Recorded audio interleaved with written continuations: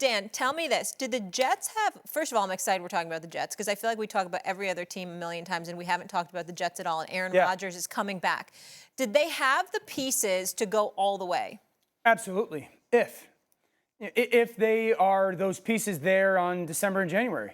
I mean, this is as talented a roster certainly the Jets have had in my lifetime. I'm 40 years old. This is the most talented Jets football team, top to bottom, offensively and defensively. But it's a giant if. I've said the Jets are the biggest finger-crossed football team in the NFL this year. I think the biggest dice roll of the NFL season right now is Tyron Smith, who's a Hall of Fame left tackle, but his health and his age protecting Aaron Rodgers, who's a 40-year-old quarterback coming off of the Achilles injury. That's the biggest dice roll by Joe Douglas, the general manager, because if he somehow hits on the health for both those players, this team can go beat anybody in the AFC.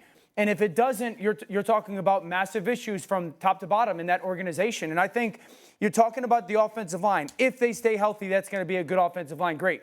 Wide receiver group. If Mike Williams stays healthy, that's going to be a really good wide receiver group. We know the defensive unit is going to be really good. So I think, like, talent-wise and on paper potential-wise, this team can be in the AFC Championship.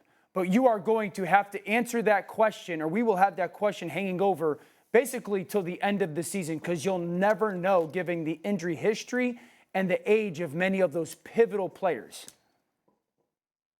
Just because it's a debate show doesn't mean that every single thing has to be a debate. Sometimes it's just about, a perspective and coupled with a question that an expert such as yourself should be able to answer. And I'm going to lean on you for this one, Dan Orlovsky. Here's my issue with the New York Jets. Do they have the pieces to go all the way? I'm not so sure. I'm not going to say definitively yes. One of the reasons is because we don't know if Smith's going to be healthy, like you said, when it really counts. We don't know if Aaron Rodgers is going to be healthy. Okay, yep. We don't know these things. Breece Hall came back last year nicely, but had a nasty injury the year before, which brought his season into question, which is why the Dalvin Cooks of the world and others were on the squad when Breece Hall first got back last year. Okay, so that's one component. Here's what I'm going to throw at you, Dan Orlovsky. When you listen to people talk about the New York Jets, you know that they say that Nathaniel Hackett with Robert Saleh, oversaw the worst offense in football. They're talking about how rudimentary it was, how pedestrian it was, how really there's no innovativeness whatsoever. There's a lot of questions. And they lamented that the only reason that Nathaniel Hackett is there is because of Aaron Rodgers, that they needed to upgrade when it comes to him or what have you. Now, I'm no fan of his as a head coach, but I'm not qualified to critique him but so much for his work with Aaron Rodgers, because Aaron Rodgers, to me, is one of the greatest ever. And so if Nathaniel Hackett had something to do with that, he deserves credit for that. But in the end, when you're looking at teams talking about the Jets and the Jets offense, are you not concerned that the personnel from a coaching perspective, really shaping the framework for this offense, is not going to be up to snuff against opposing defensive coordinators and head coaches plotting against them? 1,000% yes. And Nathaniel Hackett was disappointing after Aaron Rodgers went down. Now, there's the reports or the theory that they had completely built the offense around what Aaron wanted to do, and then they had to pivot and it almost went into panic mode. I think 4 months to pivot the length of the NFL season is enough to show some kind of progress. So to your point, Stephen A., totally fair. I do think once you enter Aaron Rodgers into the conversation, and what Aaron wants his offense to be under his control. He wants it to look and sound and feel the way that he wants. So Nathaniel Hackett, in many ways, it seems to do that. So I think the question of coaching is fair. I do here's my counterpoint to that, Stephen A., is this. If we took the quarterbacks, right, because we know the quarterbacks matter, take the quarterbacks off of these football teams. They're not in the conversation. If we just go on paper right now, March 20th or 21st, right now, this Jets roster, I don't know how many teams in the AFC have a better roster. Again, remove the quarterback. The Bills, they don't have a better roster. Maybe Nope. Baltimore. Miami doesn't have a better roster. Miami doesn't have a better roster, but maybe Baltimore, but they lost some defensive pieces. Maybe Baltimore, maybe Cleveland. But Cleveland was the one, Stephen A. But Cincinnati. Cleveland was the one where I felt roster-wise can go guy for guy, top to bottom, outside of the quarterback play. Kansas City doesn't have a better roster. They don't. It's just they have the guy. So that's why I sit there and I go, like, if the Jets stay healthy and get Rodgers, you're absolutely able to say, yeah, all those pieces are good enough to go play in an AFC title game. If this were basketball, you could legitimately put the Jets in position to be one of the favorites to win the chip. I agree. But this is football. And we've seen inferior rosters overcome better rosters because they had better schemes, they had better coaching, they had better structure. And when you look at the New York Jets, those are all question marks. So again, I get where you're coming from in terms of their roster, but there's a lot of questions elsewhere, and I'm not sold. It's a massive dice roll. If it hits, they'll be. If they get the fortune of the injury bug, they're going to be really, really, really good. If they don't, to Stephen A's point, the coaching is going to have to matter, and it's going to have to be better offensively. And if they don't, it'll be just a completely failed project, the Jets. How long is the leash, you think, for coaching? You think it's this year, having Aaron Rodgers? If they don't get deep into the playoffs, a change is coming? Into the playoffs? Into the playoffs, they'll fire everybody. If they don't get into the playoffs, the Jets? No, I said deep into the playoffs. Yeah, I think they got to get to at least the divisional round. And I think Stephen A brings up this point often. You lose to Mahomes in the final minute or two. Like, you can't get into the divisional round and get waxed like the Cowboys did against the Packers. Yeah. Would Caleb be walking into a good situation with the Bears? And it wasn't a Hopefully 3-minute message. Okay. So I think it's the best situation a number one pick quarterback would walk into in the history of the NFL draft. Okay, so number one defense last year, last 8 games of the season. You just talked about the additions at wide receiver. It's an above-average offensive line. DeAndre Swift. This is a talented roster when it comes to the upgrades in the holes that they had. They have 2 picks in the top 10 of the NFL draft. So I think to contrast this, there has been one team in the history of the NFL draft that took a quarterback with the number one pick who had more wins than the Chicago Bears did last year. The Bears went 7-10.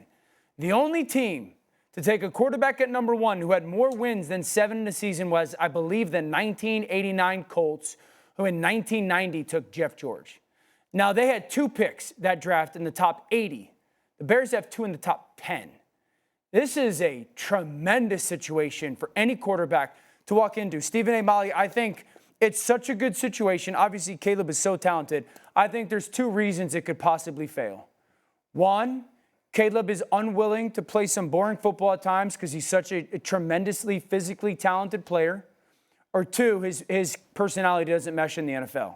And for some reason, his character, his personality, his leadership, it just doesn't work out. Those would be the only 2 reasons it fails. And that's not one more. That's not common. What would it be?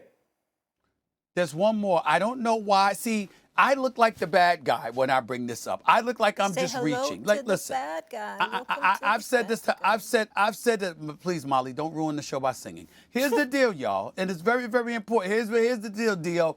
And I've said this, and I bring it up. Listen, I'm brilliant because I know I'm not. I listen to those who are, and I learn from them. Get a new line. I know more football. I know more football than I ever have in my life from working with you guys. You understand? Here's the thing that kills me. So we just going to ignore the weather. We're going to ignore the windy city and the inclement weather and those conditions, how it's much more difficult to throw in that environment than it is in most environments in the NFL. We're going to ignore the history of dudes that are accustomed to living in the sunshine. You understand what I'm saying? Having pro days with shorts on, chilling, the sun beaming down. They ain't indoors. They ain't indoors. I'm just saying. Maryland. I understand, but I'm just saying where he go play. There's a reason he went to play there. You understand what I'm saying?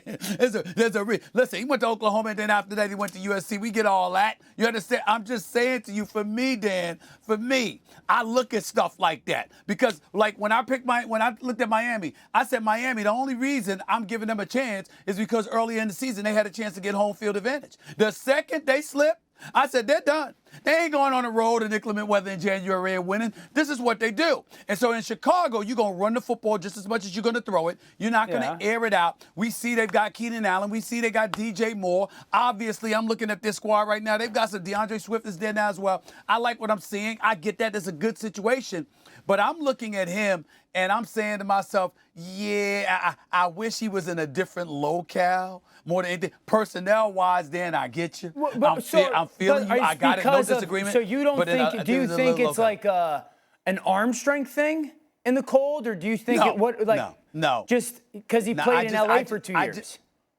I think more so that LA for 2 years. It'll soften you up, bro. How am I supposed to respond to this? I mean, I'm just saying, man. He's got other things on his mind, Dan. I won't expose him right now. He's got other things on his mind. He claims Milwaukee, but it's real sketch. He looks glowing and tan already. I don't even know how that happened. I saw the man yesterday, and now he's got like bushes behind him. And is he growing his hair out a little bit? I don't know. He's already like he's just changing. Dan, I called him out yesterday, and I was like, you know what? I've been working with this man 8 years, and boy, has he changed. I mean, I know the bank account's changed, but I mean, I'm always Stephen A. I'm always Stephen A. But I'm just saying, headed to a lot of exotic locations. When you subject yourself to those comfortable environments, it's pretty hard. The transition, you're showing up at Soldier Field every week. You understand? I'm just saying. That's a you're saying that it's going to be tough for him to go from SC to go to Chicago? See, I mean, he's got firepower in his right arm. He's a sturdy built dude. Like, he can throw it. So I don't think the weather impacts his ability to throw the ball. Chicago's a great city.